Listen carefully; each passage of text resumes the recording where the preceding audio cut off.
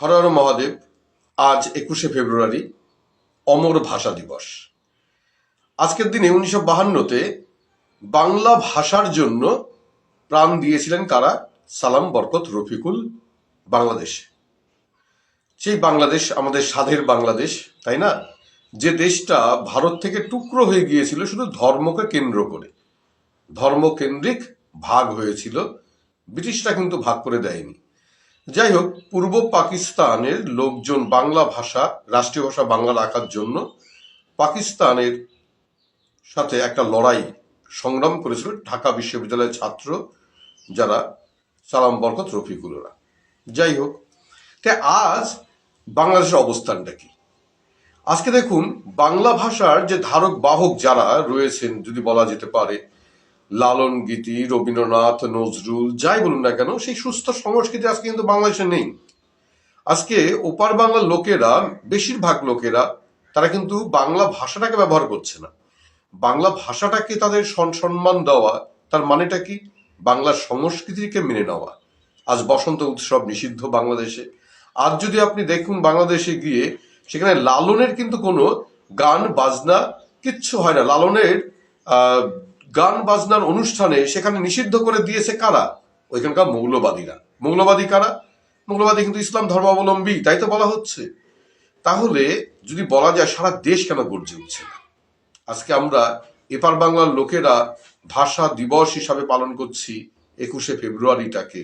ওপার বাংলার ঐতিহ্য নিয়ে সেই আমার ভাইয়ের রক্তে রাঙানো 21শে ফেব্রুয়ারি আমি কে ভুলিতে পারি? প্রকৃতপক্ষে কি আর বাংলাদেশ রইল? নেই। ওদেশের ওরা উর্দুতে কথা বলতে ভালোবাসছে আজকে। ওরা মানে যদি বলা যায়, ওদের ধর্মীয় যে ভাবনা চিন্তা, সেই সংস্কৃতি বা সেই ভাবনাকে বজায় রাখার চেষ্টা করছে। তাহলে বাংলা ভাষাটা কিন্তু আজ থাকছে না। এপার বাংলার দিকে আপনি তাকান, এপার বাংলাতেও কিন্তু বাংলা ভাষার ঐতিহ্যটা শেষ। আপনি সাধারণত দেখবেন কলকাতা কেন্দ্রিক যে সমস্ত দোকান, সেখানে হয়তো বা হিন্দি অথবা ইংলিশ অথবা উর্দুতে বিভিন্ন দোকানের নাম লেখা। বাংলা কোথায়? বাঙালি কিন্তু হারিয়ে যাচ্ছে, বাংলার ঐতিহ্য হারিয়ে যাচ্ছে। আমরা বাংলায় অনেক সময় দেখা যায় একটা সাধারণ বাংলা শব্দ বললেও অনেকে বুঝতেই পারে না। বাংলা কেন্দ্রিক যে প্রাইমারি স্কুল বা স্কুলগুলি রয়েছে, সেখানেও কিন্তু আমরা আমাদের ছেলে মেয়েদেরকে পড়তে দেই না। আমরা ইংলিশ মিডিয়ামের দিকে ঝুঁকছি। ভালো ভালো, সেটা কোনো অসুবিধা নেই, কিন্তু বাংলা ভাষাটাকে তো শিখতে হবে। আমরা যে বাঙালি, সেই বাঙালিটাই কিন্তু আমরা আস্তে আস্তে হারিয়ে যাচ্ছি। দুঃখ লাগে এটাই যে এই শেখ হাসিনাকে কেন্দ্র করে ওপার বাংলায় যে শহীদ স্তম্ভ যেটা রয়েছে, 21-এর স্মারক স্তম্ভ, সেখানে কিন্তু সেই জঙ্গিরা, জেহাদিরা বলা যেতে পারে, তারা কিন্তু উঠে লাফালাফি নাচানাচি করলো। সেই ভাষা শহীদদেরও অপমান করা হলো, তাই না?